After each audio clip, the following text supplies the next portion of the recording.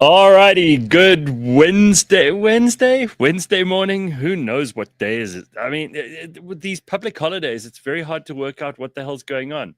And we've got this thing at our office, work from home Wednesdays. So they're doing that today. So there's no one here. I mean, James and Flex are here, but people are giving James so much shit in the comments. I just want to go to that quickly. We'll come back to the public holidays in a second. Oxford Eye saying, pushing a Hershey's down the S-Bend, James. Funny enough, whenever James isn't in the office, Flex, back me up on this. Whenever he's missing or he's not in a meeting or whatever, we're like, he must be taking a shit, right? Yeah, that's everybody. I mean, if we were right, James would be shitting like 8 times a day. Gareth probably started hosting the show already. Bitcoin, but James and Flex wish they were anyone else in the office at work from home Wednesday. Yeah, so we've got this thing in the office. Of course, it's the end of the month today. That's good news. If you were, a little bit tight in the month of April, then you'd be thrilled that the end of the month has come. Payday, right? Then Friday, they're also going to give them work from home, even though it's not a holiday.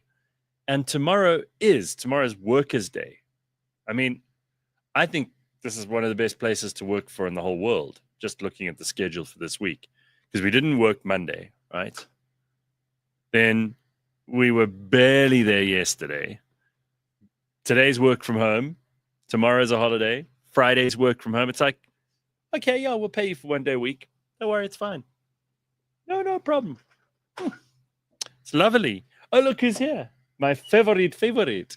Who am I talking about? Well, I was so excited yesterday when James told me. He says to me, we just finalized guests and things, and guess who you've got tomorrow? So I'm like, it's not a guessing game. Just tell me.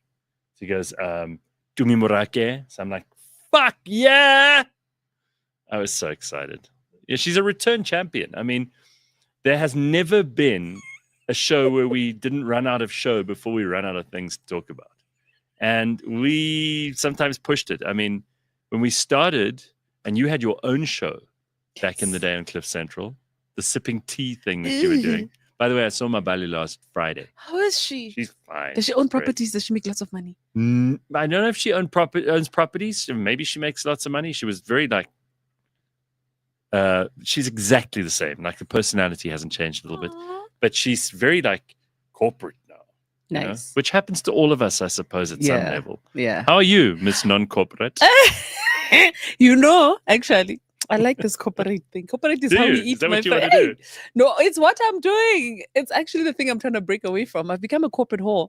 No, but you mean doing corporate gigs and stuff? No, but also you mean actually going deep inside. What, like working for a company? Not your own company? No, it's still me. Yeah. But the people you're speaking to are those ones. So you must adjust accordingly. Oh, you have to have those presentations and PowerPoints and right? And speak great English. Yeah, it's so cool. Yeah. I mean, you struggle with that, of course, because you're so cuck at English. I have to just tap into my academic side. And you can turn it on or off. How are you? Good. I'm good, friend. Actually, I'm very good. Are you owning lots of properties and making lots of money? I've had to offload a few in this current economy. These things happen. Yeah, I know. But I'm doing okay, hey? I'm doing okay. I'm home a bit more than I expected. That must be nice for the children. No, home is in South Africa. Oh, okay. You don't just go and get milk and not come back? No. Okay, you're not doing that. Deadbeat mom. But I am. Oh my gosh, but I am. I remember if I was like, Mom, my friends are like, is your mom back? Is your mom back? I'm like, yeah, just tell them Mama's a Rolling Stone. Yeah. How have you been? I'm fine. Fantastic. Your I have skin nothing is to complain great about. when I get it. Really? Yes. Your skin looks good. So I think what I'm doing now is I went to gym yesterday at about 5:30. Okay. Now, usually I'm tired by that stage. I mean, you had a busy day and I wake up early. Get there, did a 45-minute general set. I change it up every day so that I don't end up doing the same thing. 45 minutes?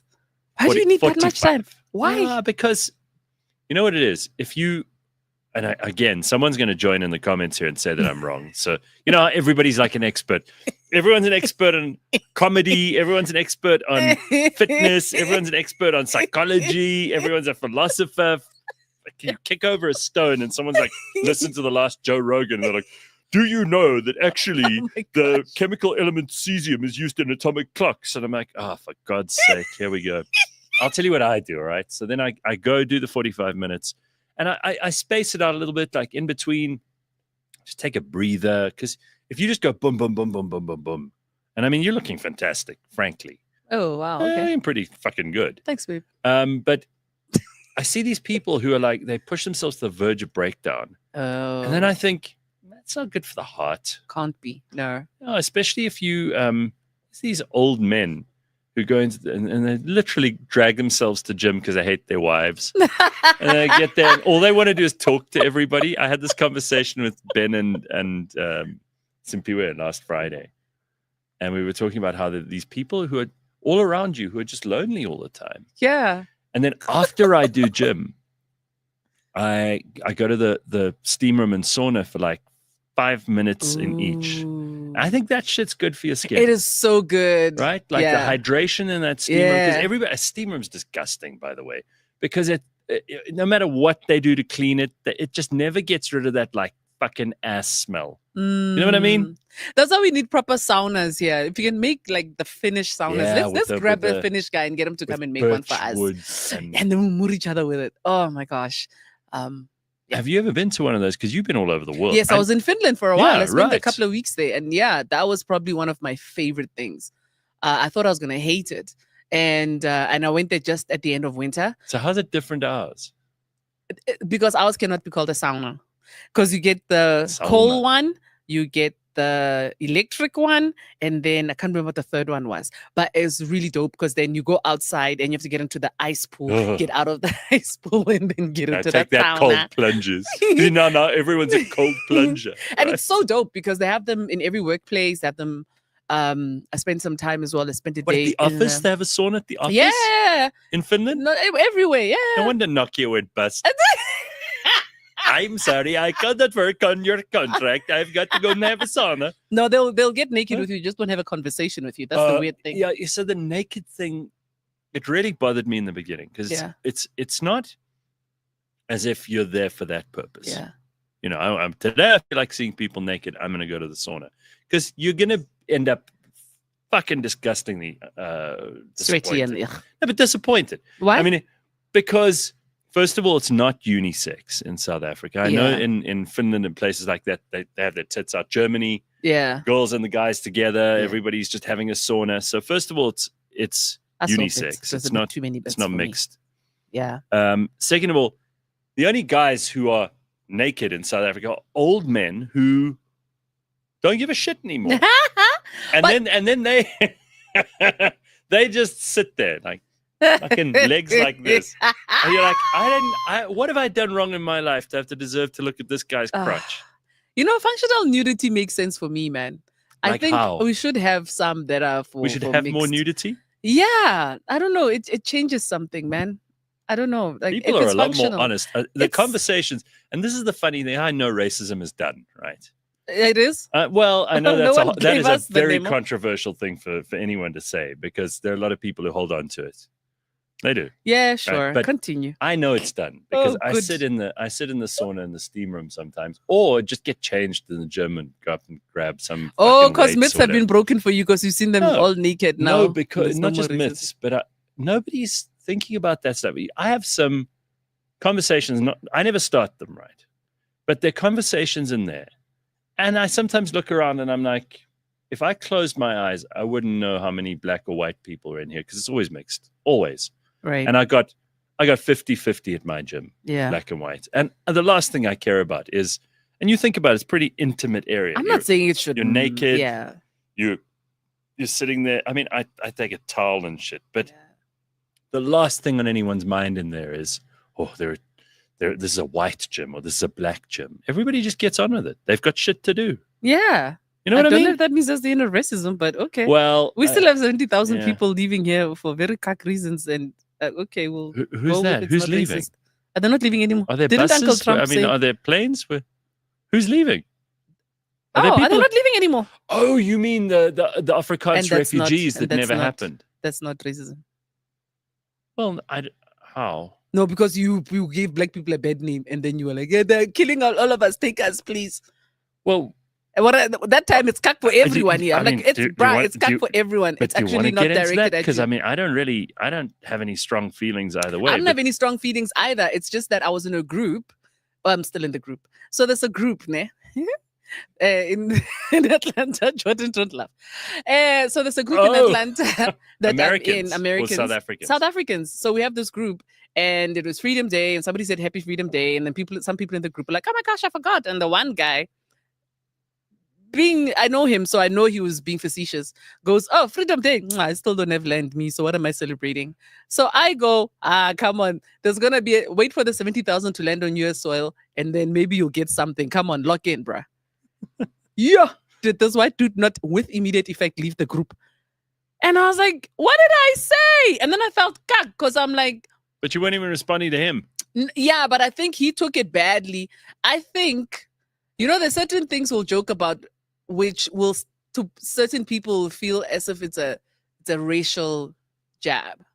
Well, because for me, I was going, no, man. For me, at any point, if I heard that any South Africans are bad mouthing us, I don't care what race, color, creed they are, and that is the thing they're using to move to the next place, I'm gonna be like, well, middle finger to you.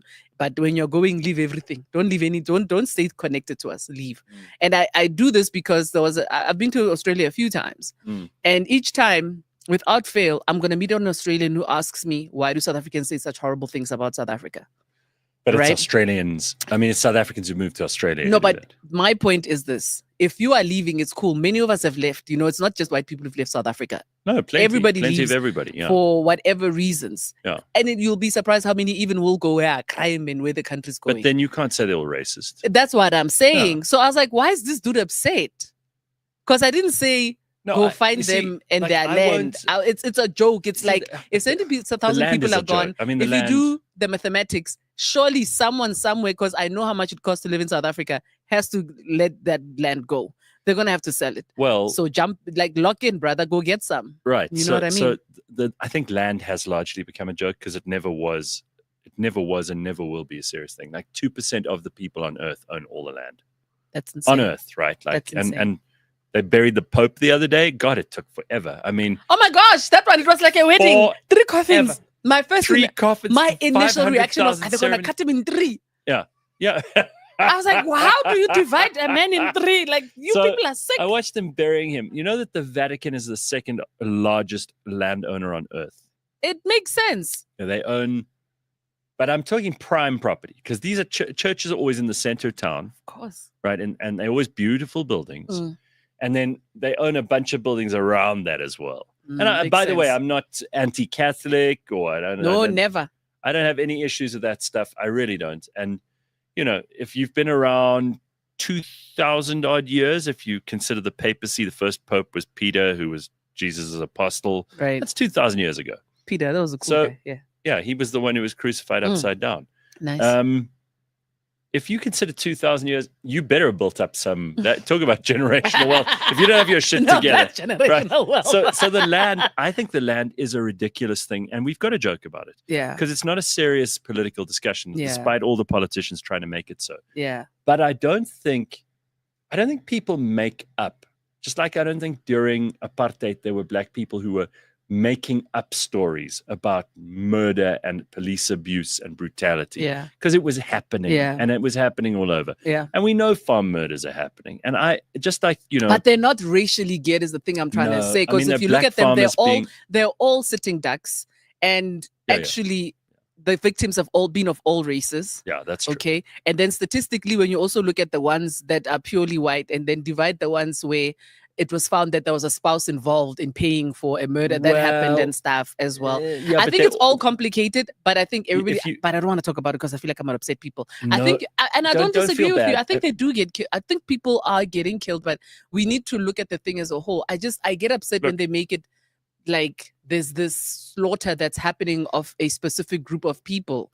It's giving genocide. It's giving. That's where, I mean, I don't think even AfriForum have ever called it genocide. No, that's what I'm saying. Because I love that they got up immediately when the whole Elon Trump thing came up, and they're like, "Well, no, stop it, Lori." Because that word This is not so what we said. poisonous. But we do know, and I also want to leave this alone because it feels like we're like I 3 know. months. We're 3 months late with this Yeah, we discussion. are. So actually, No, it's but boring. we're not, because it's a conversation now. You know, when they talk about the secret conversations of people, these are secret conversations of Black people, secret conversations of white people, where we need to just agree that every village has an idiot.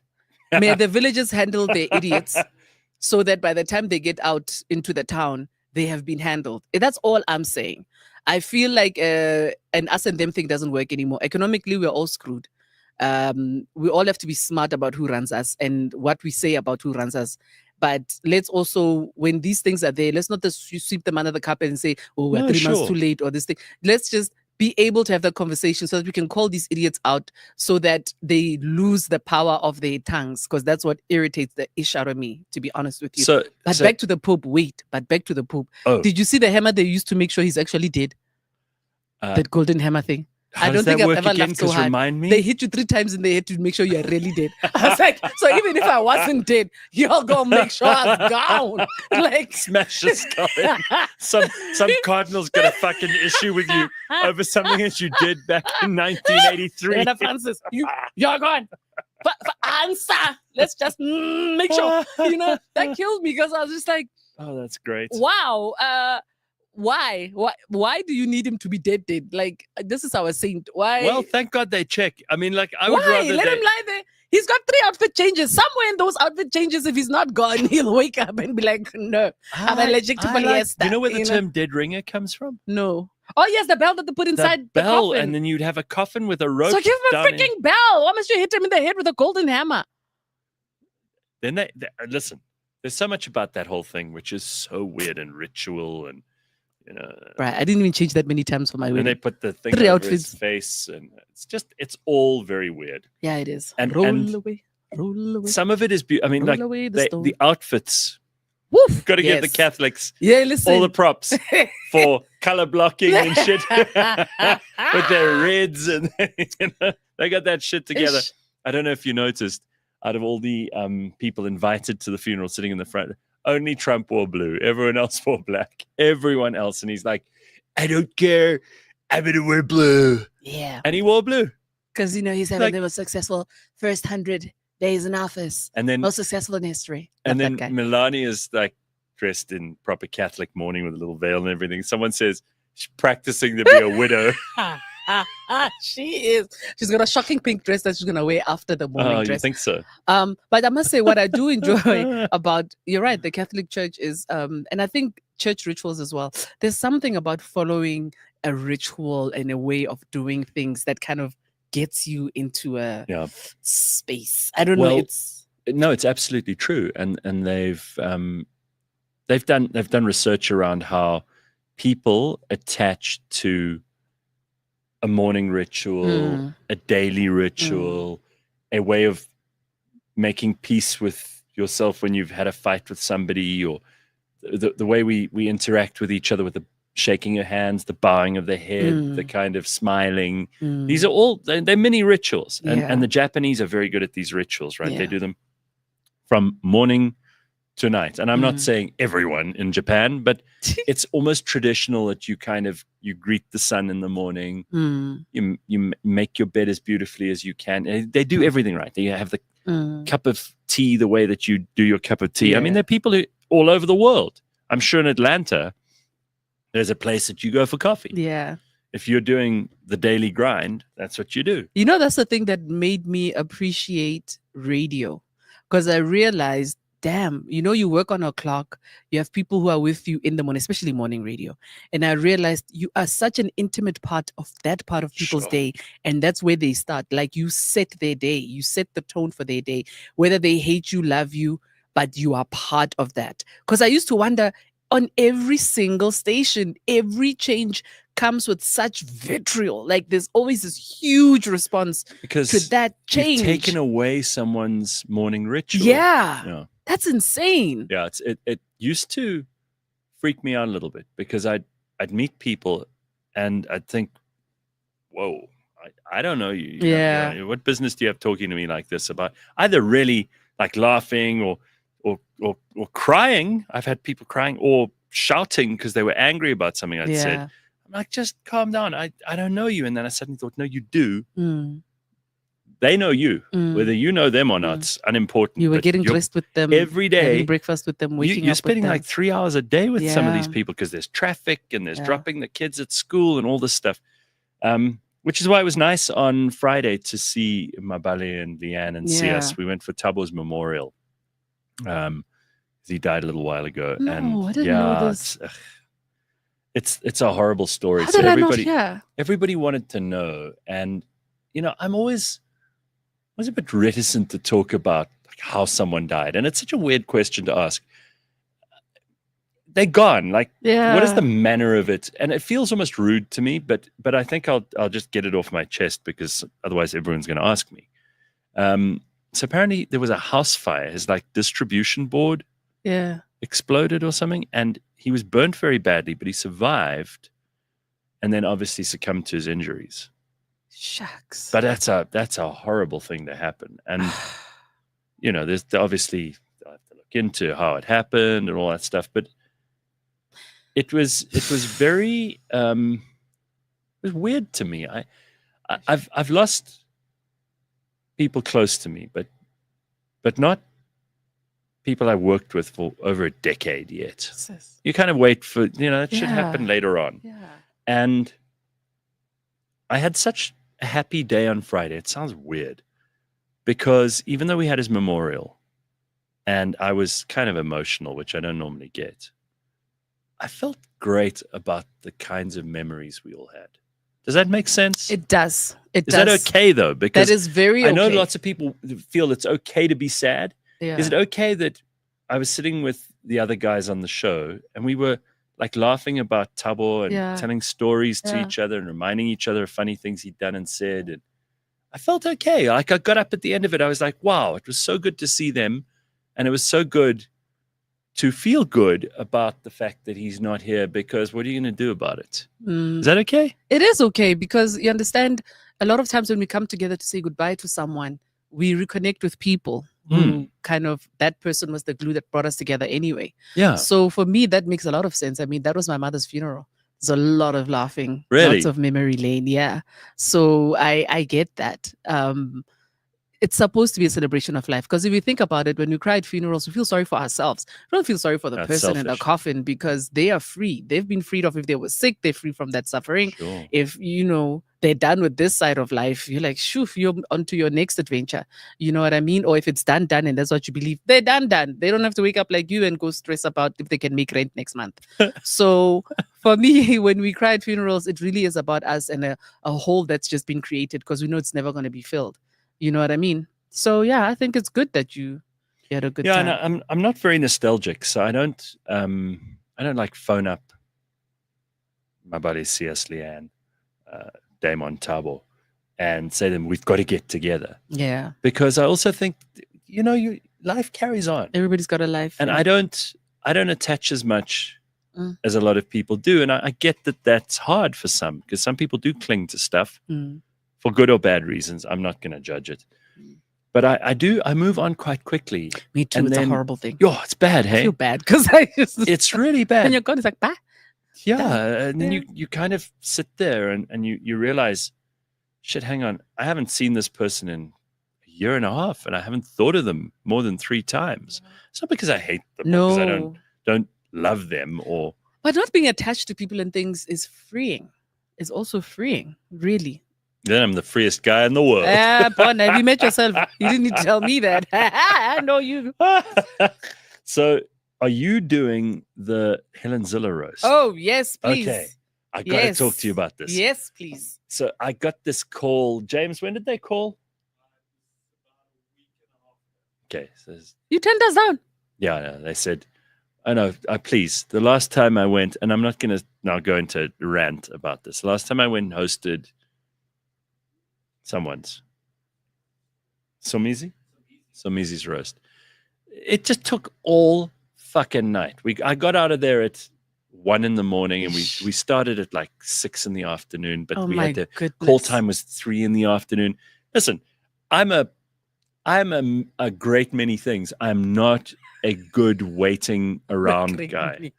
I can do many good things, and I can do many shit things. I'm very fucking bad at waiting. And if you make me wait, like, rather beat me with a stick than make me wait. Because at least if you beat me with a stick, you'll get some funny reactions. Yes. Or I'll lose my shit and beat you back or whatever. Yeah. But waiting around? TV is a lot of hurry up and wait. That's the downside to it. I mean, you make TV, you know this. I'm sad you're not. I would have loved to hear what you have to say. It's a great lineup. So first of all, let's just say you and Trevor are going to host it. Oh my gosh, yes. Which, I mean, even if it was just you and Trevor and Helenzilla, I'd watch that. Yeah, I watched you and Trevor do pretty much all kinds of hilarious comedy together. And frankly, when you're in the same room together, it's very hard for me to not piss my pants. But now we got the roast of Helenzilla, which is going to be happening. It's not for me. I'll watch it. But you and Trevor, fantastic roast masters. Thank you. Then we've got Loyiso Gola. I mean, you know, this is a professional. We've got Coconut Kells, who I don't think comes out of character. Yeah. She's going to be in character for the whole thing. She's going to be in character, yeah. Londi London, Patricia DeLille. Yes. Now, I don't know how that's going to go, because remember, her and Helen, they used to be in a political partnership. Yes. Remember, now Helenzilla had a couple of not actually, it wasn't. It was Patricia who had a couple of lesbian political things happening. She had like these little lesbian. Because remember, it was first with Helen, and then it was with Mampela Rampele. And I was just like, okay, girl, get your freak on. And but both of them quite short lived. Yeah, and really, like, supposedly Patricia's a minister still. I don't know what. Patricia is the Minister of Tourism. Yeah, the Minister of Tourism, right? Yeah. So she went from Mayor of Cape Town to It makes sense if you. Then we've got Bongani Bingwa. Yes. Rian van Heerden. Yes. Zwaibala. Yes. JJ Tabane. Yes. Mel Viljoen and Sizwe Mpofu Walsh. Yes. That's a hell of a lineup. It's also I found it when I first got that lineup. I had a moment of, oh, that's random. Oh, why?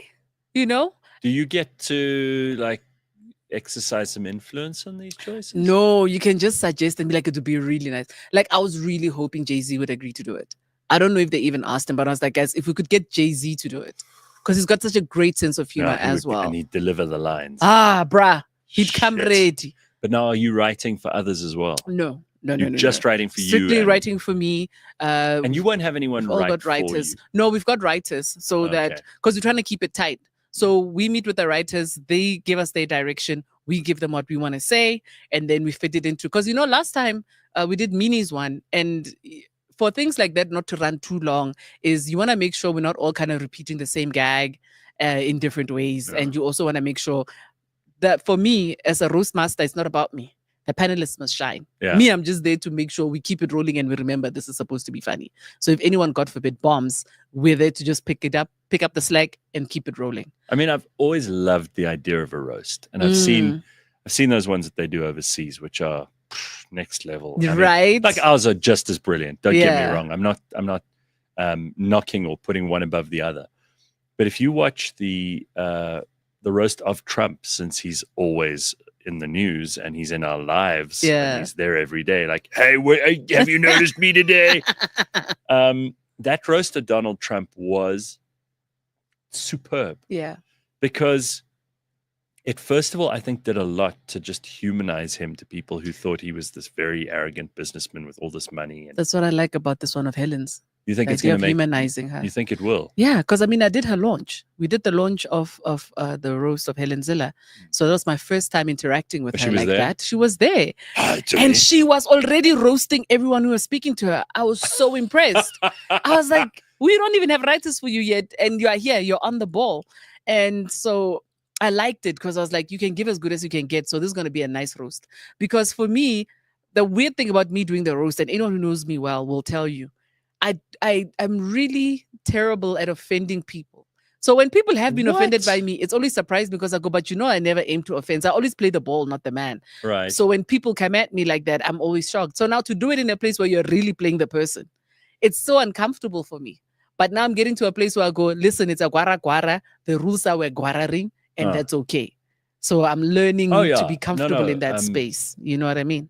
I remember with the Somizi one, I thoroughly enjoyed the jokes. The jokes were great. I was just like, why am I still here? It's 1:00. Yes. You know what I mean? Yeah. Like the fun leaves you at a certain point. It It's does. like if you go to a party or you at lunch with your friends. Beyond, no lunch really should go on for more than 5 hours.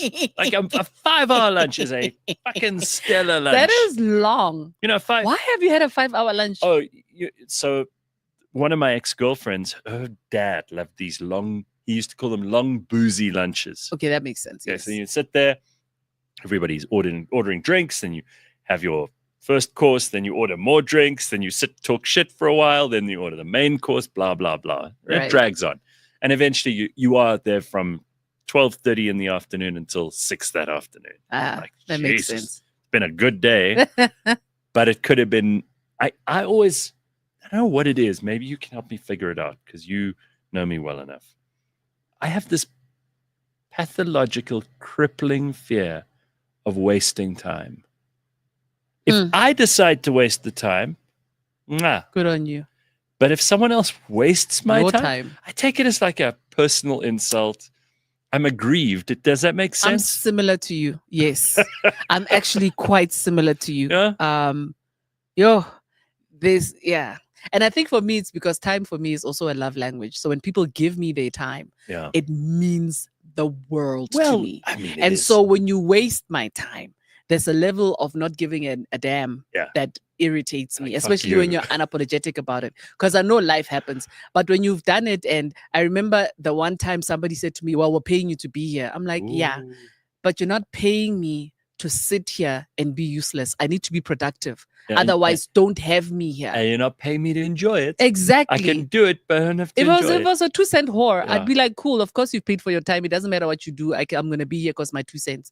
But if you've paid me and I'm literally, I become even antsy.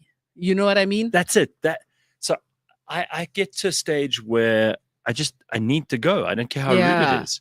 I don't care how rude. And my favorite thing, I just love it. I get into the car if I'm driving, otherwise into the Uber or whatever, after I've left a place, and I go, because you're also held hostage if you think about it. Yes. You're held hostage because your time has become unimportant. The person who's wasting your time, you're on their time now. And so you lose control. You lose power. It's disempowering. And I think that's why you hate it so much. Yeah, it also feels like a little bit of a theft. Control freak. I think it's theft. Is, yeah. I take it so personally that if I can tell someone's a time waster, it's a bigger, they use red flags. Yeah. So that's a bigger red flag to me than almost anything else. If I can see someone doesn't mind wasting time, or they procrastinate, or they're digging in their bag, or well, let's wait and have a coffee, or let's fuck around. Why don't we shoot the breeze? I'm like, it's like watching soccer when you're almost at the freaking 90th minute and the team is just doing time wasting, and I want to throttle them because I'm terrible. Like, come on. So disrespectful. Even if you want to park the bus, audience. entertain us with some good soccer, or I don't know, show those guys you could score another one. But time wasting irritates because I go, you are making us feel as if you are finished playing. We must just sit here and watch you ask about. So I get it. I hate people who do that. Bitcoin But says on the comments here, true. I was on a video call with Gareth somewhere where we had to wait for something to install. Damn, was that awkward with all the small talk about his veggie garden. I'm sure you still have this ability because you're so good with people, and small talk used to be a thing I could do, right? Yeah. Oh yeah. How are your kids? And isn't it lovely with all these public holidays, and winter's coming. Are you ready for winter? Oh wow. That kind of small talk shit. I can't do it anymore. My face betrays me to a point where people can just tell this guy's fucking around. He's either he thinks we are stupid, which is I don't ever want to be accused of thinking someone I'm talking to is stupid, because why would I talk But to it's always very obvious on your face, guy. Yeah, I can't lie. Hey, when it comes to that small talk, I literally start to roll my eyes. And then then it's hard to extricate yourself. Because some people who are, look, let's face it, Tumi, a lot of people are not very emotionally or mentally or energetically conscious. Yeah. They kind of just bob along this kind of a subconscious sea, half asleep, half awake world. We're like, yeah. They're not really thinking. They don't really engage with stuff. Yeah. So you can get away with that stuff. I can't bullshit the clever people. But most people, they'll be like, oh, Gareth was so nice. He was so nice. So thank fucker I still get away with those people, right? Yeah, I'm thinking about the number of times when I've shot on reality TV and the director has gone, "Do me your face. Yeah. You're not matching what you're saying." And I go, sorry. Or I'll be listening to something and I'll be calling bullshit on my face, but just going, and then they'll be like, "We're gonna have to reshoot that with you looking like you actually believe." So is that because you are not, because you act as well, which I don't do at all. Yeah. You have to consciously act. Yeah. So in those Otherwise, moments, your resting face will betray you. And I think in those moments, what makes it hard for me is particularly with reality stuff where you're in the moment and you need to hear what people are saying because you're not really prepared for whatever they're going to say. I'm locked in. So when I'm locked in, Tumi is responding immediately to what's happening in front of her. So I think that's why then it's hard for me to pretend that I'm not thinking what I'm thinking. You know what I mean? Because I'm locked in. This is a good point. When I feel like I'm wasting someone's time, I get very anxious. I've botched sales pitches because I'm worried I'm wasting a person's time. I rush it and ruin it. It's people like me that make you feel that way, Carl. Yeah. And I won't apologize for it. Don't waste my time. If you say to me, be there at 1. Yeah. And I arrive and it gets to 1:05, and you are not there, or you're late, or you're delayed, or you message me and say, I'll be there in a minute. I'm always willing to give grace. This is Joburg. Shit happens. You never know. Someone could have been fucking their throat slit on Grayston. That does happen. You know to happen. You gotta take a little bit of grace, kindness and grace and throw it in there. But after 15 minutes, and shame, I saw Penny Lebiane the other day. I've never forgiven her. Because she once organized lunch with me and made me wait 40 minutes. That was no phone call, no warning. Nothing. See that I take personally. If you're gonna be late, say something. After 30, I got up, I went to the car, and I started the car, and then I waited another 5 to 10 minutes. And then I was hoping the carbon monoxide would kill me. No, I'm joking. but I waited another 10. So it was 40 minutes. And I drove out of there. I was like, that bitch, I'm never going to make an arrangement with her again. Oh my and gosh. I joked about it with her the other day. Don't do that to me. People. But I think the sales dude, in terms of wasting people's time, he probably means in the middle of his pitch, it's like, why am I even here? You don't want this. But he must use that energy. Don't then let it work against you. Kind of do a little bit of I know what you're thinking right now, right? It's kind of run with it and use that to your advantage. I don't think you should don't let it get in the way of your sales pitch. Let it build your sales pitch. You would probably be the best person to ask for advice on this, because you can't suddenly in the middle of a set, if it's not going well, go, oh, well, Bye. No, you have to pick that. You have to pick up your pieces. Even and carry if I get on, a giggle, I must leave with something. It's that thing of I must leave with something, even if it's just the tip. Where does that come from? Just the tip. Do listen to you. Where does that come from? Like that ability to not give up? Because if I see something's not working, I can go, I'm out. I'm not doing this. But comedy's got to be one of those places where there's no forgiveness. And you can't be a soft cock loser and like walk off the stage. You kind of have to know why you're dying. I think for me, I need to know why I'm dying. It's like that, that thing you're saying now, why must people always know how somebody died? I think for me, it's unless you were 90-something, it's almost like, no, but what happened? Okay. It's not normal that you must just at 32 years drop dead. So for me, I need to know why I'm dying. I need to know whether the audience and I just don't vibe, whether my material is cuck, or if I'm not in my rhythm. But I Yeah. need to understand why I'm dying. And that's when I fight.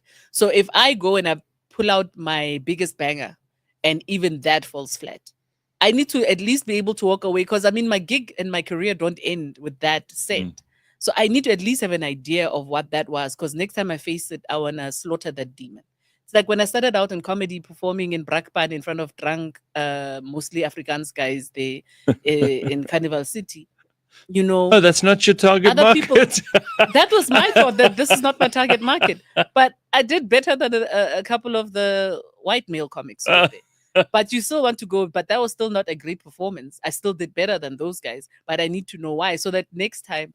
And for me, what it did for me is month end, when all the other comics are going, I'm going to hate this gig. It's the end of the month. They're drunk. They just want tits and ass. I'm going there going, I want them like that, because I know exactly where to hit them. And we're going to have a good time. You know what I mean? And it became that. It became one of actually my favorite gigs to do. How quickly after you've started in a club, I mean, maybe you start doing this already before when you arrive or whatever, but how long does it take you to figure out the audience? Because that's the real, people think that comedians are great at telling stories and jokes, but the real thing is that they can read that audience. That's the superpower. And is that something that you, after the first couple of jokes, can start getting a feel for, or is it something you do before? Do you watch who's going in there? Man, this is the reason why we have openers, so that they can be our litmus test. That dove you sent out to see, is there land? Is there land, Noah? Are we good? So that's what you send them out for. But generally, you can also. But you listen to the opener, right? You listen to them, and then you look at the audience reaction. But also sometimes you arrive in a place and you see how much people have already been drinking. If it's a restaurant, how many people are actually eating? Is there a group? Is there a bachelorette? Then you know if it's a wild audience or a listening audience. So you do that when you arrive already. What's easier, the wild or the listening one? I like a listening audience, man. A wild audience doesn't allow me to be smart. What I don't like about wild audiences is they kind of want you to go, you know. I like a listening audience because you can give them anything. You know. When you see a wild audience, you remember your early days of comedy. People go, show us your tits. Tits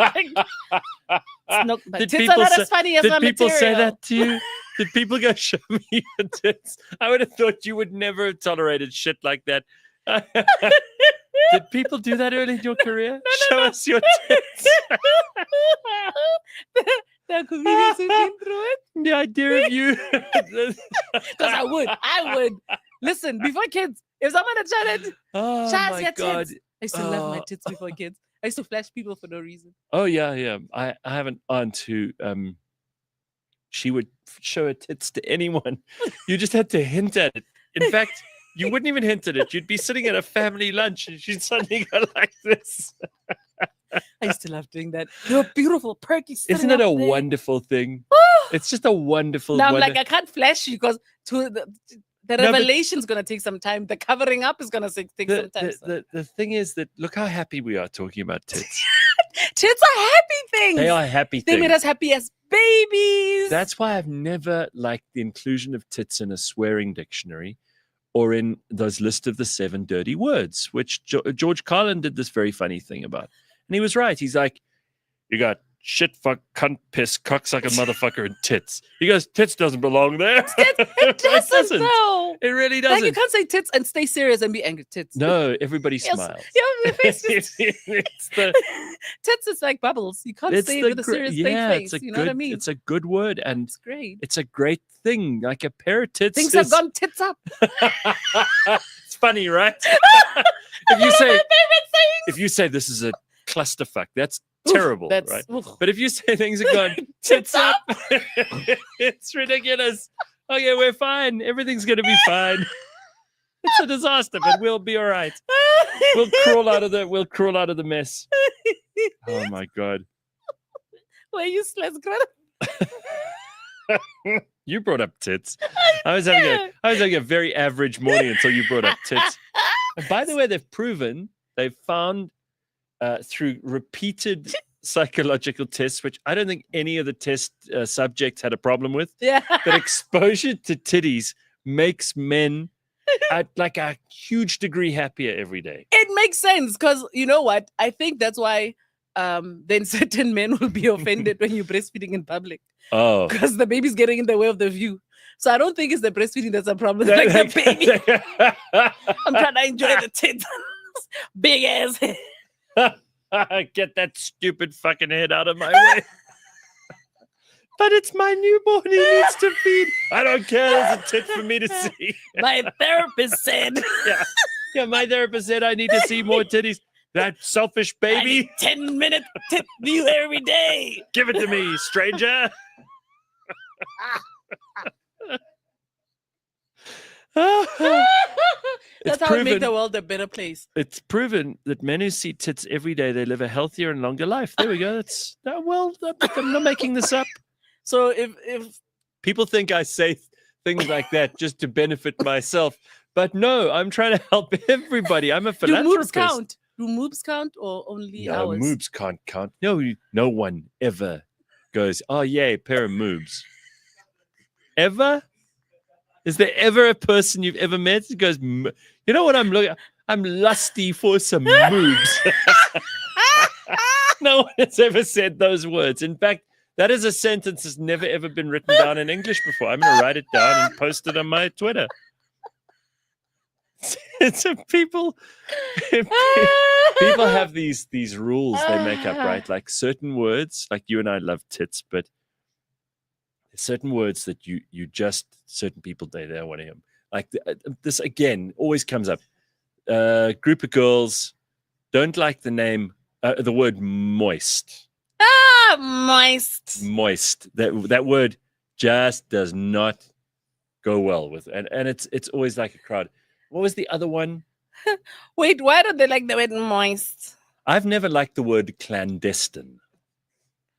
That's a word I don't particularly. Is that how you pronounce it? Well, clandestine or clandestine. That's also part of the problem, is that I'm not sure which one is correct. It's clandestine. You know? But also, yeah, your dictionary of life is too much. That word exists enough in your life for it to be a word that you have a problem and when people use it, I go, And the other one is toilet. In fact, that always sound. I've met so many people who are funny about toilet. Why? Yeah, well, my mother always said that it's very common to call it a toilet. So if someone says the word toilet, common. Yeah, then you're common. You're a peasant. So basically, so it's the bathroom or the ablution. Do you call it the ablution? No, not the ablution. Darling. No. I call it the loo or the bathroom. I'm going to the bathroom, or the loo is down there. But you're not going to go bath. Well, that's the confusing part. But people say powder your nose, which it means you're doing coke, right? Right.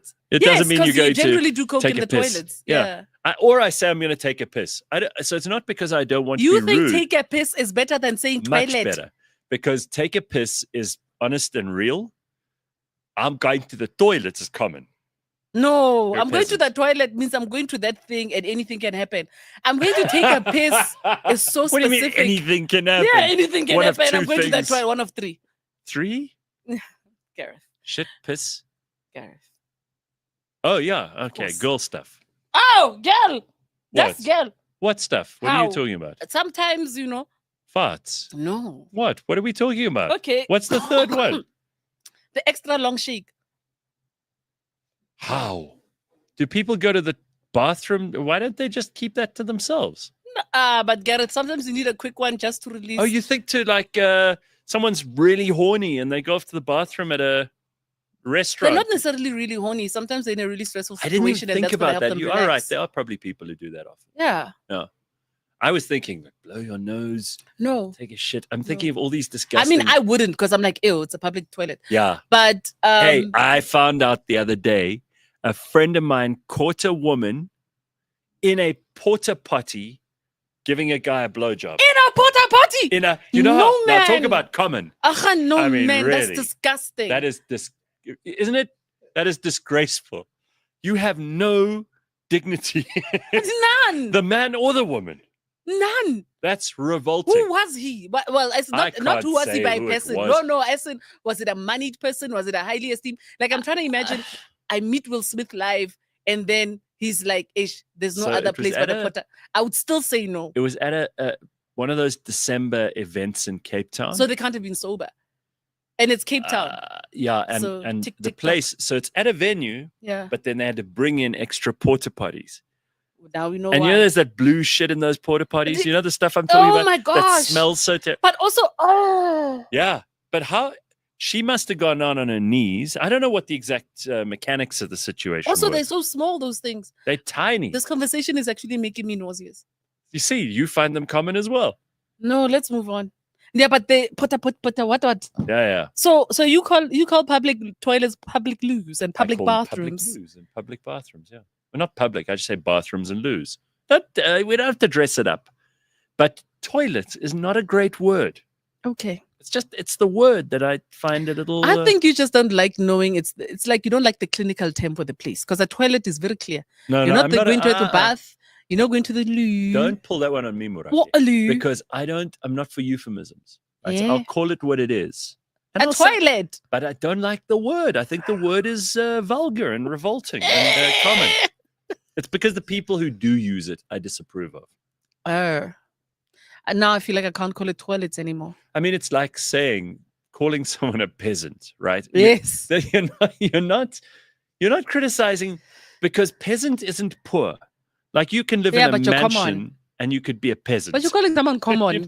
You're calling people. I'll tell you the word. You know which word I can't deal with people saying? It's made. But that is a nurture, not a nature thing. Because I grew up with my grandmother, and I remember that we were not allowed to call the cleaning lady a maid. That's not your maid. And also mate, because of the Afrikaans presence in our lives, it was a mate. So it was also that thing of, you know what I mean? Yeah. So we were not allowed to call anyone a maid. Also, I think because my grandmother had been a domestic worker, and my mother, she was a nurse, and then we moved to the burbs, and when she had someone come in to help her, because now you're working, she still felt like this is someone who's helping us. She is not your servant. Yeah, but she's not something beneath you. So she didn't like the word maid. So we never had maids. We had the helper or the auntie, but never a maid. Yeah. And what I liked about it is it did kind of create a level of respect. Because I look at kids now when they're dealing with the domestic workers in their homes, and they're treating them like this thing you must just send around and leave your stuff all over the floor. And when you don't pick it up and your mom says pick it up, you go, but Sandile can pick it up. And you're like, firstly, she's not your age and she's not your friend. You say with respect her name and you go pick up, because her job is to clean the house, not to clean up after you. Yeah. You know what I mean? Big time. So that term made for me, I don't know. It just... See, I always appreciate the origin of these things. So servant being in service shouldn't be... Of course, South Africa is such a complicated place. We've bastardized everything, right? So there are connotations to these things which are very offensive to some because of classism. Sure, of course. And so I will talk about someone being a servant, but that's not a derogatory term to me. Now, of course, it can be people can take it that way. Yeah. So I'm sensitive to that as much as it's possible for me to be sensitive.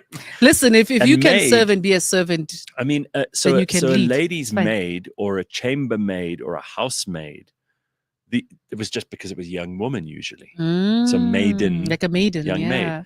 So, but in this country, again, as you said, mate, and the fact that there's this idea. I don't like domestic worker, but I've kind of come to the conclusion that's the most safe one to use. Helper, I don't like, because I'm not a cripple. So technically, you are a cripple. If you can't clean up after yourself. No. So I'm not one of those messy people who leave shit lying around, and I never have been. I was always a very fastidious, like cleanly organized child. You know the yummy thing about coming to your show every time is you use all my words. Really? Not like toilet or moist. I like moist. So I like the idea of what the helper is trying to convey, but helper to me indicates you're a physically disabled person or you're retarded. And this person there like wipe the snot and the spit and like help you put on your gammy leg or whatever. I don't know. So that's a helper. Like, oh, here comes the cripple. I hope he's got a helper. That's what I think of with helper. I'm so grateful that I don't live my life in English, because I think now things like that would be messing with me when I have to deal with my auntie. So at least I don't have to worry about that in my real life, because I mean, I'm not interacting in English like that. The Afrikaans people are also very touchy about. I remember when I was growing up. I don't know if it's such a thing anymore, but when I was growing up, everyone was oom and tannie. Yes. There's still like an Even uncle us, thing that goes on. Yeah, an Yeah. auntie. Yeah. You just mentioned now. So I used to call my parents by their first names, which a lot of the Afrikaans kids I knew would go, oh, yeah, sounds about white. Yeah. But wrong. Very bad. It's disrespectful. I'd go mom or dad, but I'd go, if I tried to shout at them across the room, or there were a whole lot of people around, mom, and no response. No, mums, they know to not How respond. old to were mom. you when you started calling them by their first names? 7, 8. Yesterday. But I don't go like, Rory, and shout at my father. It was like, if I needed to get his attention. Do you know what I mean? how many of us? I don't know. Did you get claps? I don't know if I'm speaking on behalf. Well, first of all, as a black child, that would be the dumbest thing to attempt in your life. We learned our parents' actual names much later on in life. You didn't even know who they were? No, we never knew their first names. I've met people who be like, I learned my mom's first name when I was a teenage. And that's because even the people around them were calling them by other names, like nicknames or whatever.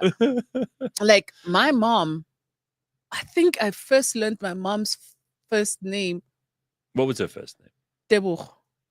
I learned that much later, because also everybody called her by her nickname, and then I called her Mama, and then I learned her first name, and then I only started calling her by her name in my 20s, and even then it was as kind of a play thing. Oh yeah. Yeah, so I'd call her Tebza, and I've never fully gone to my mom Tebogo. Like, even as I said, I'm like, that would be so weird. Yeah. And in real life, for my experience, first time I saw a child call a parent by their first name was people of your hue. And I was like, yo, this hue is something else.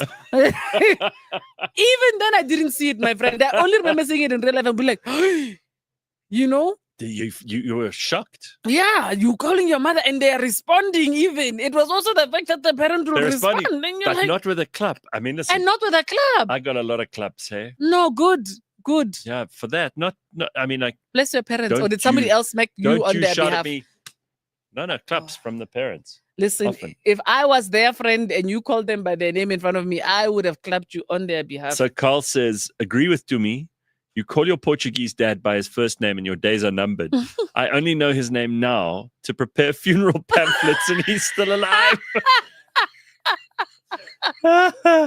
My gran lived with us for a while and someone opened to speak to Louise, which is her name. And I said that they had the wrong number. Sorry, they phoned. They phoned to speak to her. And I said they had the wrong number. She was Granny. That's it. Right? I never heard of an Afrikaans kid calling their parents by their name. They'd get bliksemed. Yeah. I knew my father's real name when I was about 7 years old, said Mapello. There we go. Took him until 7 to even go. No, listen. At primary school, they asked us our parents' names, and I only knew my father's nickname. The whole class laughed when I said the nickname. That's KB. Why is it saying the nickname? Tell us the nickname. You have to tell us now. We need to know. We never called our parents by their first name. That was a cocky American thing. Yeah, I think people thought it was like cheeky. Yeah, it's pretty cheeky. I don't know. Like my parents' friends, I would call them by their first name. So there wasn't a transition period. So it wasn't an Uncle Mang Mang, Auntie Mang Mang. I always thought that was stupid. You were uncouth. Why? Well, must know your place. They're not my uncle and aunt. Yes, well, they are. But they're your elders. Yeah, but then call them Elder Mang. Your Majesty, dear Your Royal Highness. What is this nonsense? No, that is their name. What's the point of a fucking name? Ma'am, sir. No, you're a child. You must know your place. I think for me, it just goes right up with. I mean, I actually appreciate the way my grandmother raised me. It was a bit like, what's the word? Strict, but it made sense. Because, I mean, to this day, when I speak to my elders, I can't even look them in the eye. Because I was taught when you look an adult in the eye, you're almost challenging them and speaking to them on their level. Right. So you need to look at them just below their eye line. Oh, I don't like that. And for me, I found that very respectful. Because then I felt like when we are now speaking here, I always feel like they're intimidated by me if people don't look me in the eye. No, for and me, then I feel guilty. Nah, it's a respect thing. And what I like about it is, for me, I think that's why kids now think they can speak to us on any level they want and say whatever they want to say to us. Like I went through an experience where I literally had to say to my 16-year-old, you seem to be forgetting yourself. Ooh. We are not on the same standing. Your vocabulary may be somewhere near mine, but we are nowhere near each other's friends. And I was like, I've got a good 29 years on you. You do not address me like I'm one of your mates. If you have something, I was like, if you have something to say to me, you're gonna find a way to respectfully address me. What was the response? Sulky. Okay, so Mapelo says, Andile says, black parents will never allow your kids to call them by their names. There are lots of comments about this. You've hit a nerve. By the way, join us on the Etiquette podcast with Tumi and Gareth every Wednesday right here. We're going to be going through ways to greet people, words you should use, words you shouldn't use. It is already 7:09. We've got to take a break.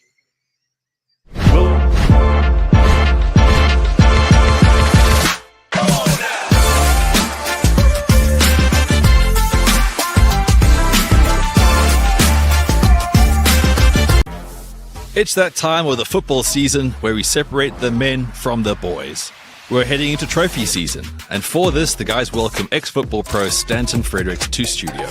As someone who played for both Kaizer Chiefs and Orlando Pirates, he's the perfect guy to unpack the upcoming Nedbank Cup final between the two teams, along with teeing us up for the Champions League semi-finals that are looming large on our football horizons.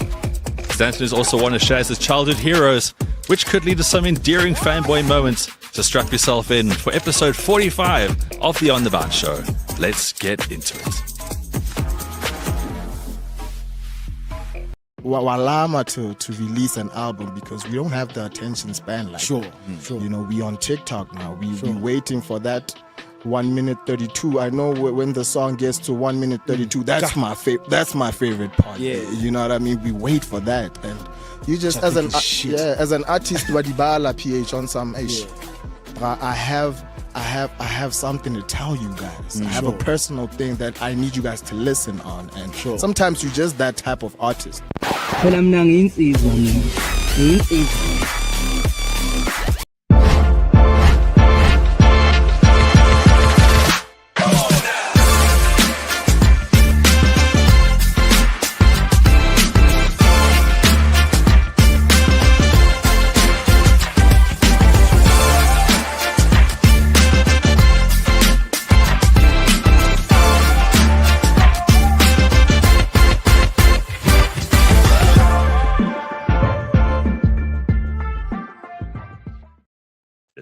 All right, so Tumi Morake is with us. We're having a very fun, very relaxed Wednesday in the middle of a fucking flurry of public holidays.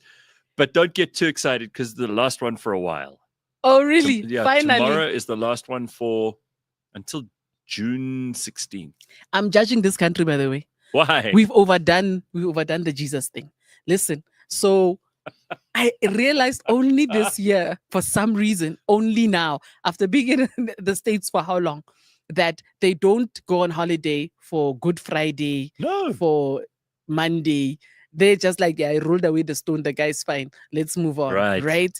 And I was like, but in South Africa, we're gonna put the guy to sleep, wake him up in 3 days, and then we're still going to go celebrate that we voted, and then we're still going to have Labor Day and Family Day. And I was like, our country has decided that we have 2 Decembers. We want a bonus on a bonus on a bonus. Our year is actually 10 months long. We don't have 12 months. We have 10. Yeah. And we're still standing as a country. I'm impressed. It's too many. Yeah. Too many public holidays. Guys, because a part of me was feeling weird about the kids going to school. I was like, but it's Good Friday. Why? I mean, isn't this the country that says God first, and you know what I mean? Like, exactly. God bless America and no place else. Like, Right. I don't know. I was So shocked. speaking of America, we were joking just during the break about like old South African TV, and I have such a soft spot for old Felicia Mabuza Sattel. But she now lives in Atlanta, and you are in Atlanta. I'm Atlanta. With Earl, her husband Earl. My husband Earl, she always used to say whenever she was in the country and I'd interview her, she'd go, "Oh, but Gareth, my husband Earl." It's almost like this guy, it's like when Oprah obliquely used to refer to Stedman. She'd be like, Yeah. "Oh, yeah, Stedman." And people would be like, "Tell us about him." And she never would, you know?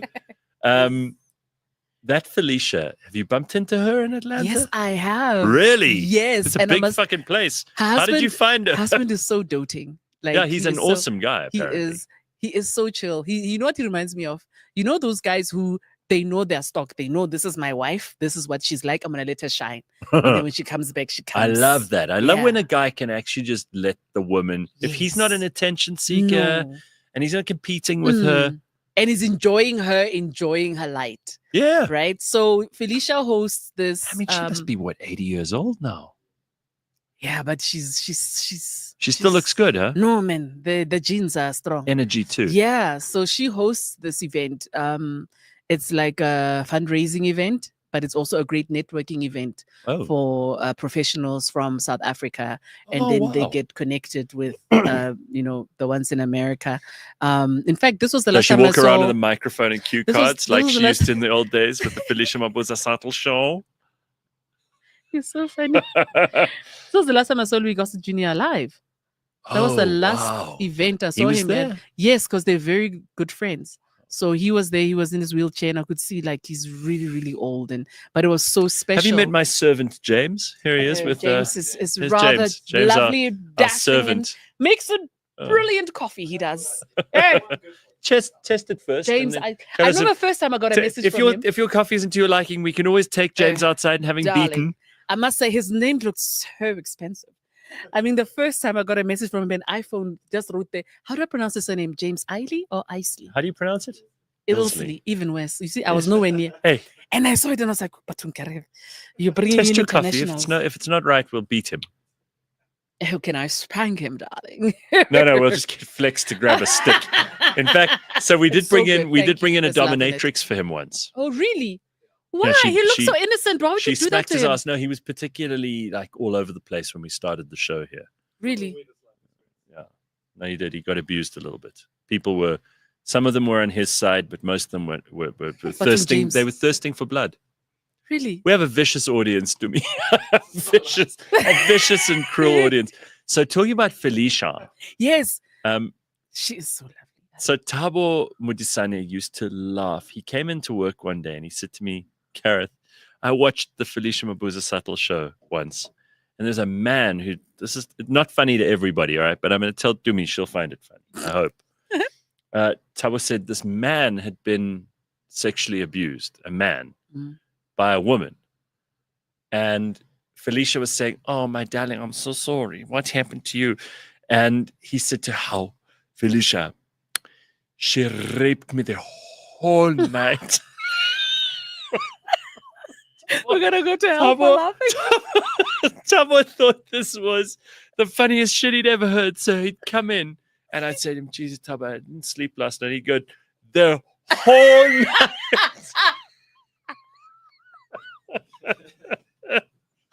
So that kind of shit, now that I'm remembering it, makes me... Those are moments that you only get like once with one person in one lifetime. For the sensitive Sally that's listening and going, "Sis, oh yeah, these people are laughing." Yeah, it's this not misfortune about the of this subject. person. It is about how the thing was said in that moment. Can I tell you what? If you ever used to watch Felicia, she could draw anything. Yeah. All night, and she'd say, "Oh my darling, tell me more about the abuse." She was genuinely like, she was good at it. And I love how, when she'd put her hand like this. Yeah. Yes. And so, in that moment, you're like, "Yo, I love it." No, she was our first talk show host in this country. Remember, didn't she once have the AWB in there with the extreme left as well? Yeah, she was unafraid. That woman, and she broke ground. Remember, we're talking 94. Yo.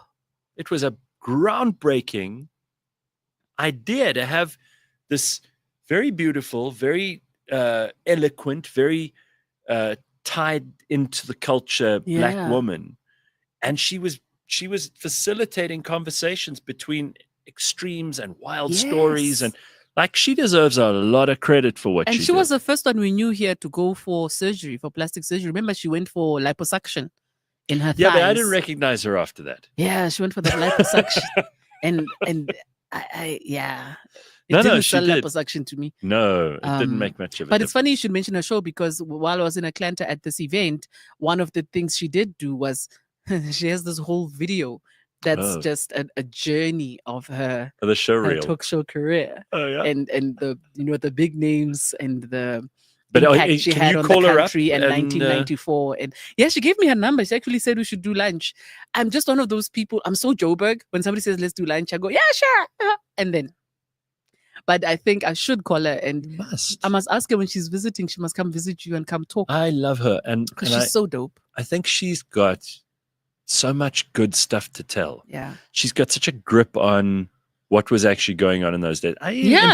You can interview Cyril and Rolf Mayer and people like that. I don't think you're going to get the stories that you get out of Felicia. I mean, she came here as soon as 94 happened. As soon as 94, she got on a plane. We're She's going like, home. I'm going. We're gonna plant back into the country, man. You're gonna plow back into the country. I mean, she has stories as well about back in the day, when Bombongening Gema and them were starting out in theater and the work they were doing backstage, during the times of, I think, even Ipintombi. So yeah, these are people with stories, man, with just, if you want to remember the South African journey, they are, they're icons, and I like that even if she may be considered forgotten or a relic of the past, I love that she still goes, y'all can forget me. I'm not going to forget what I've done. So if I have a platform, I'm going to put up this stuff and we're going to talk about me, No, I think about her sometimes when I think about the people who've made the biggest contribution to having honest, open conversation in this country. Because you got to remember, and I was very young pre-94, so my memories are like any child. You kind of have this hazy memory of playing and good times and I don't have action hazy figures memories. and shit. You have very clear memories of being a child? Me? Yeah. Hey, you must understand. My father was arrested for treason when I was just 6 years old. But so some of those memories. No, I'm not talking about political. No, when I say that the country, we didn't talk to each other. Ah. You know what I mean? Yes. And I don't just mean black and white. People didn't talk about anything. Yeah, true. Because having an opinion was dangerous. It was very dangerous. So we think now, we take it for granted that we've always just spoken like you and I are this morning, and like so many of us do when we are filling up our car with petrol or with the waiter at the restaurant. And the people with too much data. No, and we think about how it could have been if it wasn't for people, frankly, like Felicia. True. Who were there to show us an example of how you talk. I mean, at 702 Talk Radio back in the day was massively influential too. Yeah. Because some people had never heard anyone of another race talk, except for in forced interaction. Yeah, true. We'd only seen it with Phil Donahue and Oprah and but those guys. are Americans. But that's what I'm saying. We didn't have it at home on home ground. I don't even think. I mean, the Cosby Show was not an example of. That was not a good example of a happy black family in America, because Bill was probably doing terrible things to the rest of the cast. We didn't know. We lived in happy bliss. There's a certain level of bliss I miss. Hey, I rhymed about the past. Sometimes. Remember the Fresh Prince of Bel-Air? Yeah. Remember, that was before Will started beating people up on stage at the Oscars. Why you gotta be like this? Why you gotta be that guy? I remember the Fresh Prince of Bel-Air. I loved that show. Uncle Phil. Yeah. Remember? Yeah, God rest his soul. I loved Friends. Don't judge. No. Say no one told you life was gonna be this way. I have never watched it since it was a thing, because I'm worried. I've done this with a couple of shows before. when I was a kid, I really loved the A-Team and MacGyver and Airwolf and all of those, right? Now you see through the CG and you're like, oh, the CG, the car accidents are so shit. They're at like 4.5 kilometers an hour. The explosions are just dust, really. And everybody always gets out alive. You're like, oh, well, that's why I used to drive so badly. Because I thought, oh, well, everyone gets out alive. Fuck. A-Team. No, but you have to watch Friends. The comedy. Should I? It's so well written. The comedy is so well written. I want to watch Le Silo. Le Silo. Right. What were you doing as a little blonde white boy watching Lisilo Rula? Listen, I used to watch this shit. Oh, but you didn't have a choice. Do you know how hard my kids laughed? They laughed till they had tears in their eyes. And I was like, why is it so funny? Because I was telling them there was a time when all we had was TV 1, 2, and 3. Yeah, that we didn't have a choice. They thought it was the funniest thing we all watched the ever same heard. shit. And that was probably some way of us ending up being together as well. Because I used to watch things like that. I used to watch Spider-Man in Rabubi. Yeah, Rabubi in Setswana. On Radio 2000. I used to watch the Young Rusteluasa. Oh, did you? Because they used to dub shit as well, right? And I hated watching the really bad Afrikaans dubbing. So then I'd have to find a radio and like try. It's always been strange. You know what used to kill me? In the heat of the night, because what they called it in Sesotho broke me. Go do your mala fifing love see. It's like, what? And there was this guy called Boba, right? Boba. But now when they do it, it's Sesotho. Hello, Baba.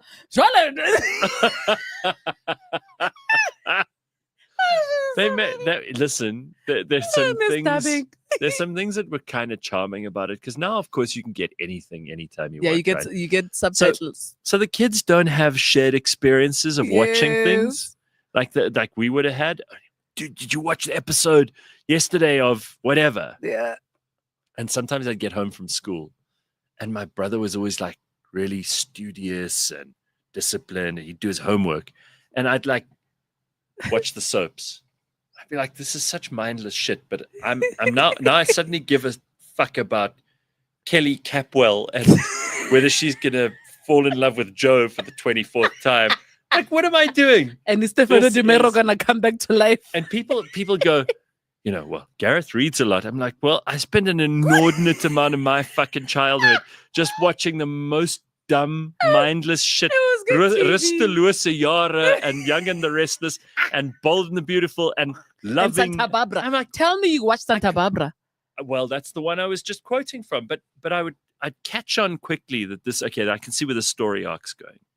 And then I'd get bored. Yeah. So it wasn't like I'd do it every day, but every couple of days I'd be like, yeah, I think I'll just lie. Because you don't have to think. I get what people get from soaps, right?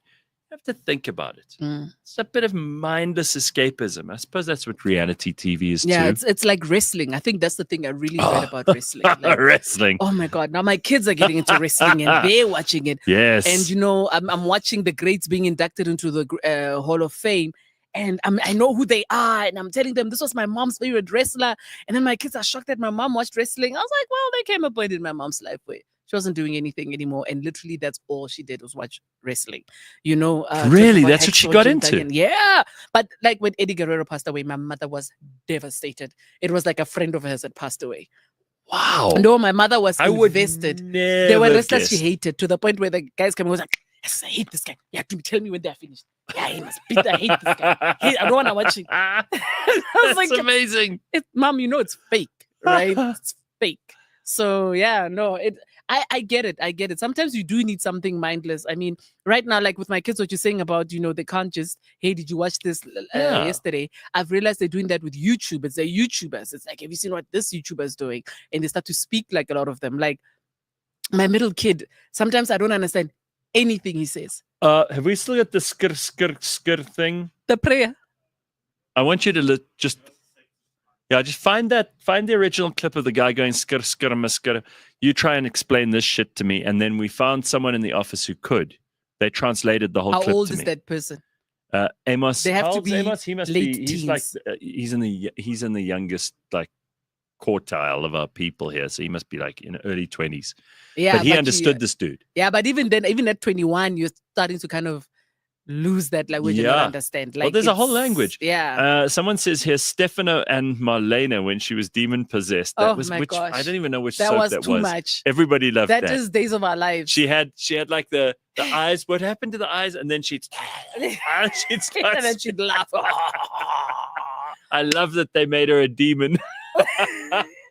That's so great. I watched that thing for so long. What they did with Marlena for so long reminds me of when The Bold and the Beautiful, when Brooke and Richard get back together and it's their first night together. And from Wednesday until Friday, it's their love-making scene.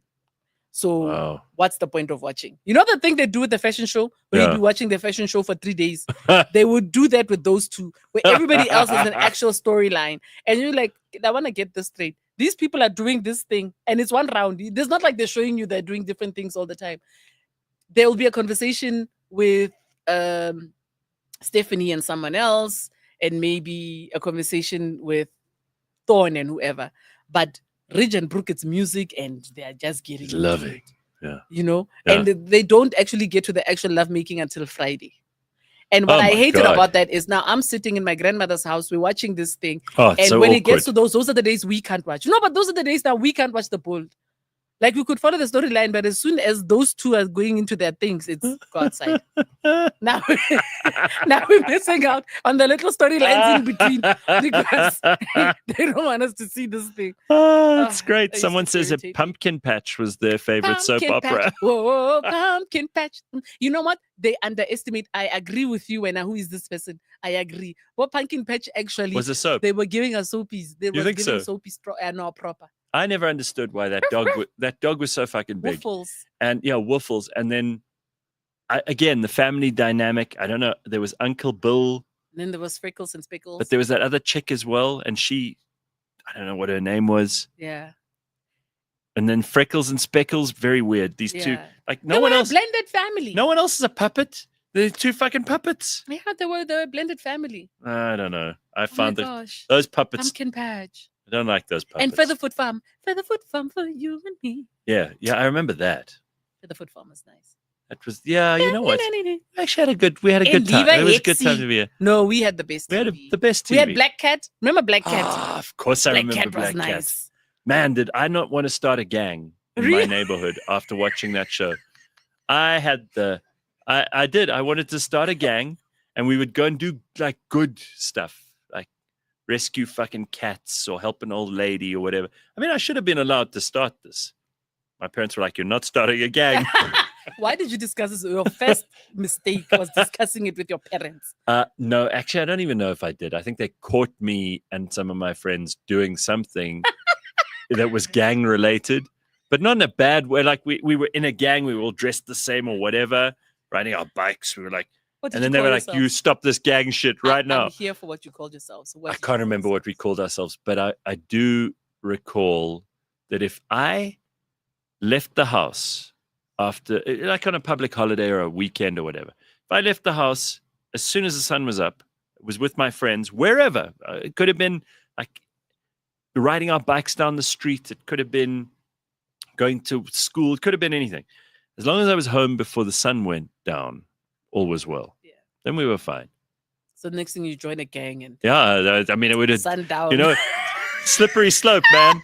Slippery slope. Next thing I'd be Trendaragua, and Trump will be sending me back to El Salvador to go into the gulag. That's the end of me. Next thing you're mixing your Marmite with peanut butter, like you were going dangerous. Right, dangerous. Yes, it's dark, man. I'm glad they saved you in It would have been such a terrible story.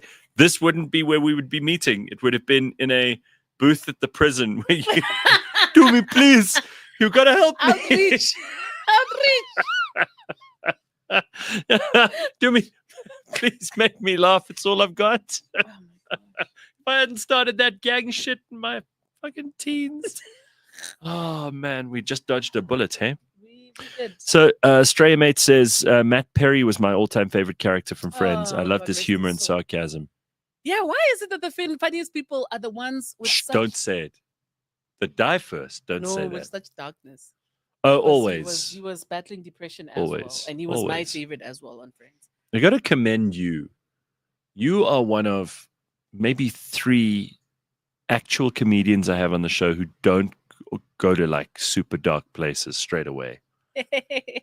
Because so many of them, we joke about it, everybody in the audience knows too. Most comedians, you have them here and it turns into a therapy session. And with you, I just laugh and talk shit. And look, we talk serious stuff too, which is also cool because I do believe we've known each other now a long enough time for us to not just be superficial. But it's so nice that you actually will use your magic on us and make us laugh as well. Because most comics, I don't know if they feel that they must charge me for that. That they must charge the audience. How much you paying for this morning? I don't know if that's something subconsciously that affects it, or if we just get into really great conversation and it goes there. I think you get people so comfortable that they can take off the mask. Because I think for anyone to admit that they're dealing with darkness or they're in a dark space, it takes a lot.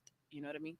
So I don't know. Well, why do you think it is? Are they honest enough with themselves that comics in general can straddle both parts of that divide? They can be privately very depressed and unhappy and dark, and then publicly they switch it on because they can mine deep. Yeah, that's and you have to be able to do that, right? It's the job. But I think all of us, doesn't matter what your vocation is, we are all wearing masks to get us through.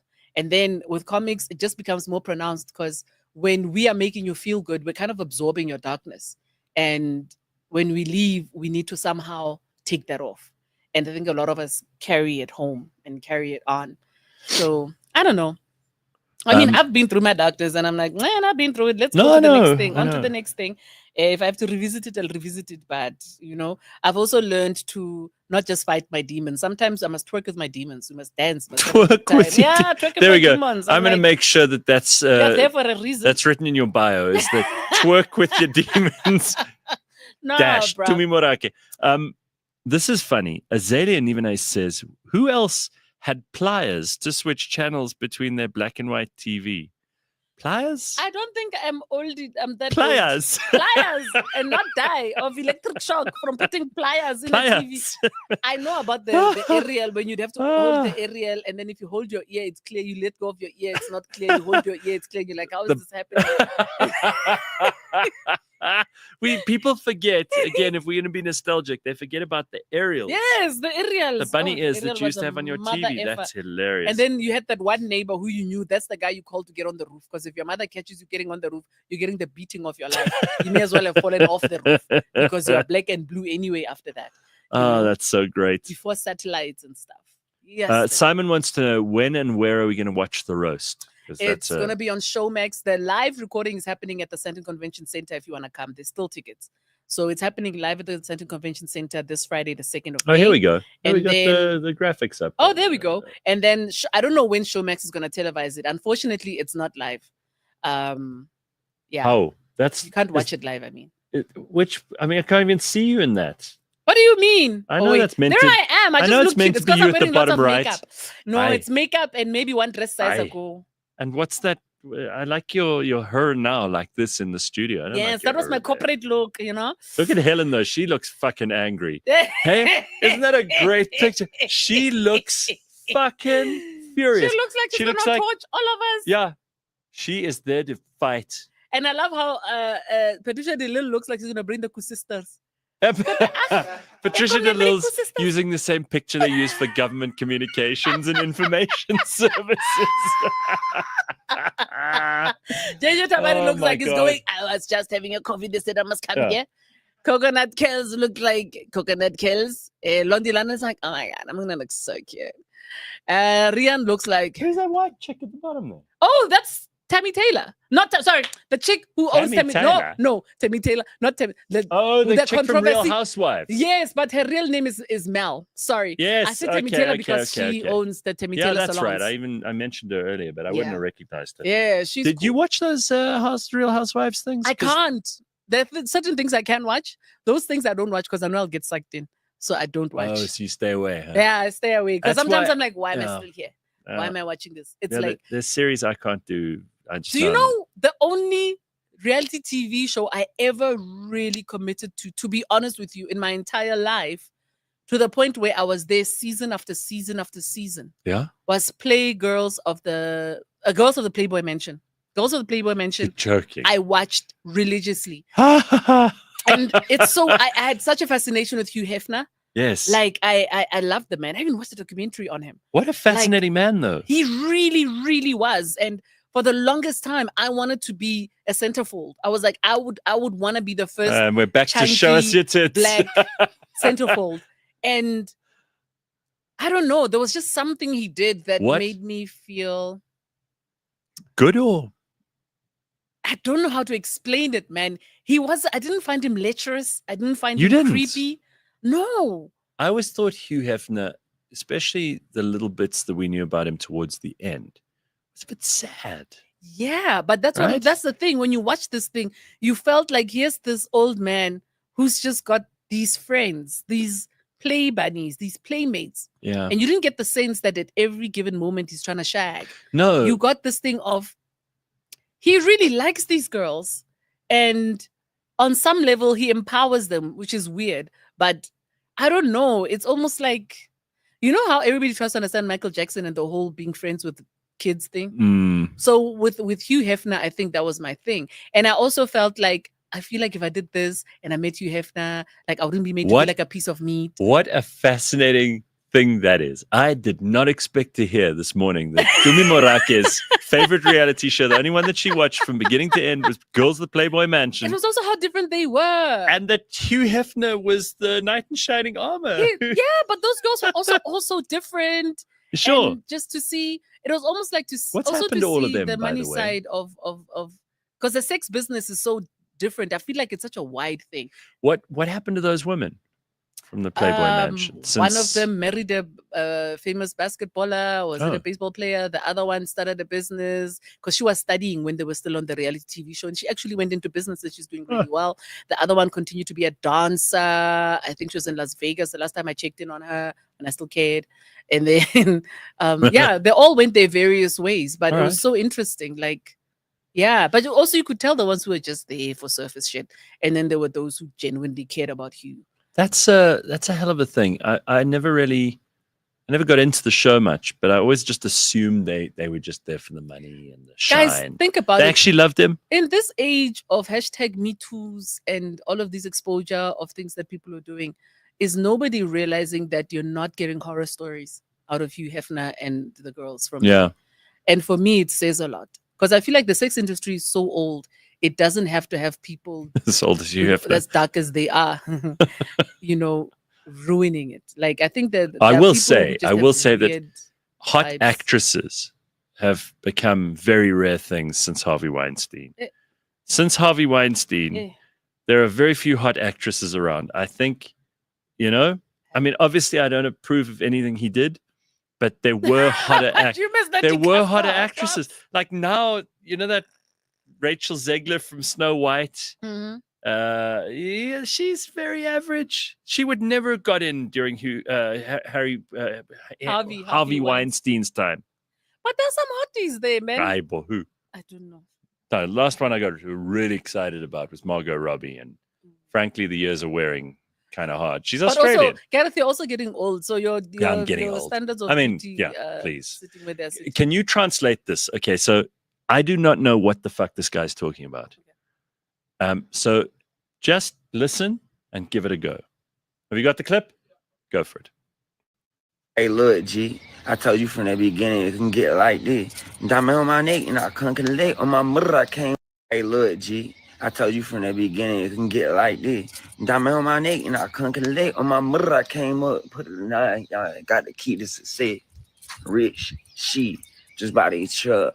Big power, yeah. Whole crew, when much spend work, got this shit done quit.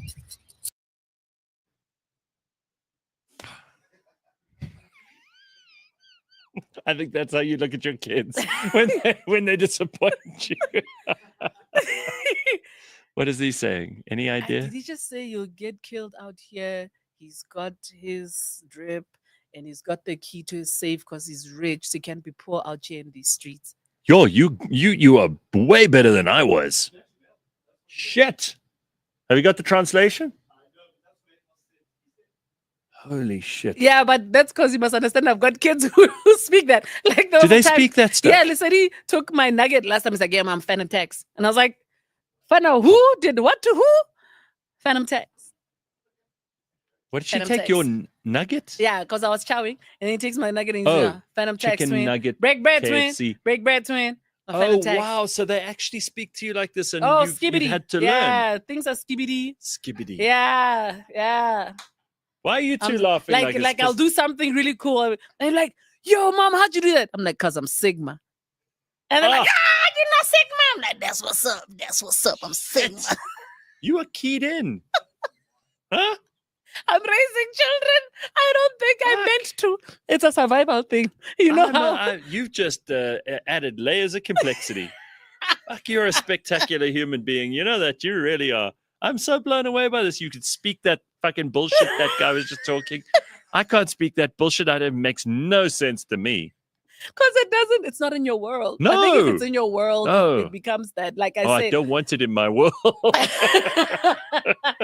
No, I feel like, we live in a world where, again, we lose our kids and you need to keep up with them, guys. You need to keep up with them. A lot of work, man. It is, but all right. By the time they become, if they become like serial killers or whatever, I want to be able to be like, me, I did my best. Yes, my receipts. I did me. It's not me. It's them. So here's a little video I want to show you. This happened in Arizona. I worry sometimes that you spend so much time in America. A high-speed boat race was on in Lake Havasu in Arizona. A speedboat going 200 miles per hour. Fast as fuck. Flipped backwards midair and crashed into the water. Both races inside survived, so you don't have to worry. This is not one of those situations where you insensitive viewers should tune out now. You can watch this because both survive. Okay, with minor injuries thanks to safety gear. Wear your seatbelts, kids. Yep. Despite the dramatic crash, the boat still crossed the finish line and won. The others must. Fuck slow, because it flipped. They turned it back over, carried on, and finished and won. That's insane. What were the other guys like in a canoe? All right, here's the video. Take a look at this quickly. Heart-stopping video as a speedboat goes airborne at 200 miles an hour. No! Oh my God! Here it is from another angle. You can see the boat flies up, then flips and spins around before crashing back into the water. The two men on board were trying to break a speed record on Lake Havasu in Arizona. And look at this video inside the boat as the accident unfolded. The speed right before the crash, 210 miles per hour. Oh my God! Other boats rushed to the scene. It flew like a kite. It flipped. It spun. Ryan Ola is a member of the crew. That's the wrecked vessel behind him. It felt like it took an eternity to get to the boat and see what was actually going on. Incredibly, the two men in the boat survived. The safety capsule is designed to keep the drivers safe as possible. One walked away with a broken collarbone and some broken ribs. The other one just had a fractured knee. Oh, that's pretty wild, huh? I don't have any desire to go that fast in that boat on that water. That's when your ancestors are like, you're making us work overtime. Like, we don't get paid enough for this. What? But wear your safety belt, kids. I was driving to an event the other night. A friend of mine his daughter's very into Fashion Week and fashion and design and modeling and all that shit. So his daughter says, Daddy, I want to go to this thing. So he calls me. He's like, listen, motherfucker, it's time for you to help me. So I managed to get tickets to this show. So I have to go as well, which is the irritating, because what do I know about fashion shows, right? So we're sitting in the front row and she's just in her element and she's having such a fun time and taking pictures and she's with a little friend as well. Anyway, we leave there, get into his car with the girls in the back. Now we're going to drive off to somewhere else. And she says, who put your seatbelt on first between your dad and me? So I go, I think he beat me by a minute. Why? By a second. She goes, no, well, we've got this game that whoever puts their seatbelt on last has to give the other one $100. 100. So I'm like, what a clever idea to get your kids to do seatbelts, because otherwise, unlike those two lucky motherfuckers in that boat, I mean, you never know what kind of crazy shit's going on the road, right? And I always used to be one of those people who's like, seatbelt, schmeatbelt. Now I'm like, I get in, I just do it. Mostly because my car goes ding, ding, ding. It won't if stop. I don't, It's it's so annoying, right? Yeah. Having been in a car that rolled, I appreciate seatbelts. I remember when you had that accident. Yeah. Yo. Now people must wear their seatbelts, guys. It's not a joke. Eh? Now, ChatGPT is expanding its capabilities to include shopping features. We don't have problems shopping. We just don't have enough money to shop. Right? There's too much choice out there. Yes. What I hate about shopping is that there's now too much choice of the same damn thing. And before it used to be even easier because I'm just gonna go for the cheaper thing. But then of course with cheaper as well, you're going, by paying less, I might get less quality. Yeah. Right. But now you get the same thing at the same price, but it's not quite the same. You know what I mean? Hong Kong. Yeah, it's like when the pharmacy will tell you, no, the generic and the original are exactly the same. And then you take the generic and then you're like, no, man. Oh, really? Have you noticed they're different? Not all of them, but Right. there's certain things where I refuse to take a generic. Like if I have to take schedule 4 or 5 medicine and then they tell me there's a generic alternative, I don't want the generic. I don't. I want that. Listen, give me that extra cocaine. You know what I mean? Like, I don't know what Can they you supplemented believe this thing with. There was a time when they used to prescribe cocaine over the counter.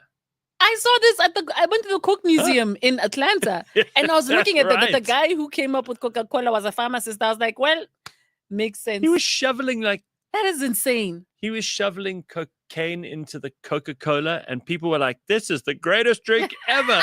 I'm like, "You're fucking But right." it wasn't though. No. Nonsense, man! Don't spoil my fantasy. Okay, fine. You must go to the museum. But here's the So thing. tell me about the I Coke. think No, there's- Coke it was Museum. really nice. I don't want to ruin it for people. They must Come come to on, the Coke tell it. Museum. Not everyone's going Because to you get get to it. see the journey of Coca-Cola. You get to see the guy who tried to come up with a fake Coca-Cola. I was like, there's people who've tried to come up with fake Coke. That's Oh, hilarious. please, Coke tried that themselves. You remember when they made like vanilla Coke? What a disaster! Remember that shit? Remember that It was a thing shit? for like 5 minutes, and then it was a tanking failure.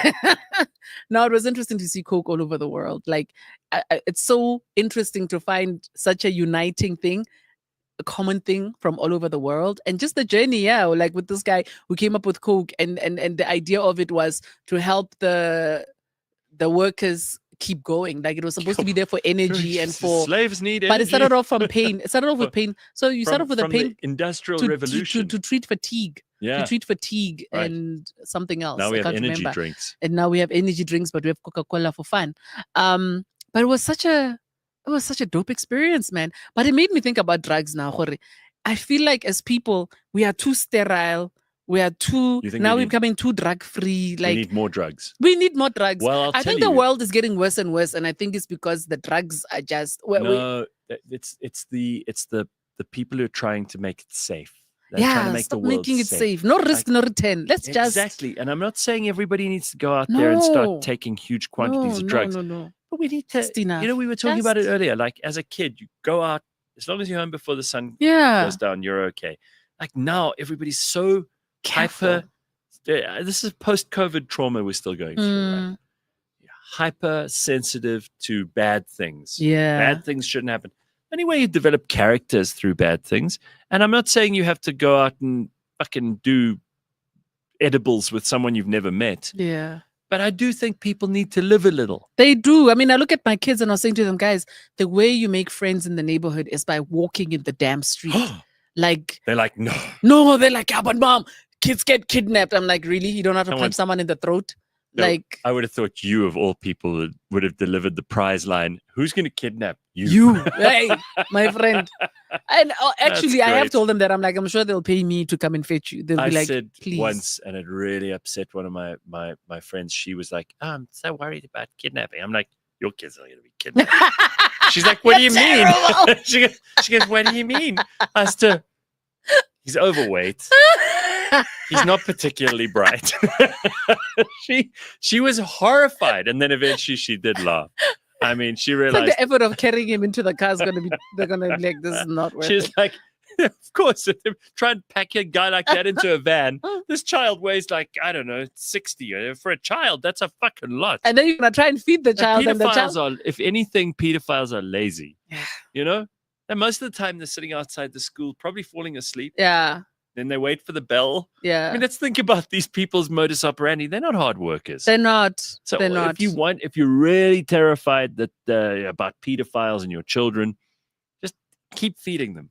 And also the kids will also traumatize the pedophile. Like, I feel like kids nowadays. You know how much I find that funny as fuck that the kids will piss the pedophile off before he gets to They'll mess abuse him them. up. They will mess You him up. pathetic pedophile. Today's kids, and they'll all have their cameras out. Like, yeah, so you finna show us your thing, huh? You finna show us that little pink and the porky. pedo will fall apart. I love that. They will makes break me him very down. happy. And they'll be like, why don't you go kill God. yourself? No, these kids don't play. These kids don't play. Listen, I'm having too much fun for this time of the day. I thought this morning when I drove in and I parked my car, I'm like, I love that you come here. You don't have to come here. You half the time you're not even in the country. But it makes me so happy to see you in the morning. Thank you very much for being on Good the to show. see you. So I love good you to lots. see you. Don't miss the roast. Yes. Helenzilla's roast. It's gonna be Godzilla. I mean, what a show that's gonna be. I'm looking forward to it. I promise you I'll watch that. I don't Thank watch you, scheduled TV, but I'll watch that. Scheduled TV. No, who does? Remember, I mean, like there was a time when we, 7:00, you had to be there for this. No, please. No, This you is why, can't miss anything. this is That's why true. people can't make arrangements. Yeah. They don't know how to make arrangements because I'll watch it tomorrow. Someone says, oh, you got to watch this show. You're like, I'll add it to my Yes. notes. I'll put it on my notes. It's true. Fuck. Ridiculous. I am hosting a birthday party for one of my best friends on Friday. Oh, nice. She's coming up from KZN where she lives. There are one or two people coming out from America. Nice. And we're going to do like a proper reunion of all the people. It's going to be fantastic. I'm so excited about it. So I'm I've had to- glad. I've had to A like, reunion where nobody's dead. Hmm? A reunion where nobody's dead. yeah. Now Yeah, you won't that's feel bad about well, feeling there are good. one or two, but we joke about them Yeah. in their absence. And I hope that you're all planning a very good long weekend, even though it isn't. Like a lot of people are going to take Friday off, Thursday, tomorrow. So really, today's like mini Friday. Yeah, it's Woo, Baby winning. Friday. All right, everybody.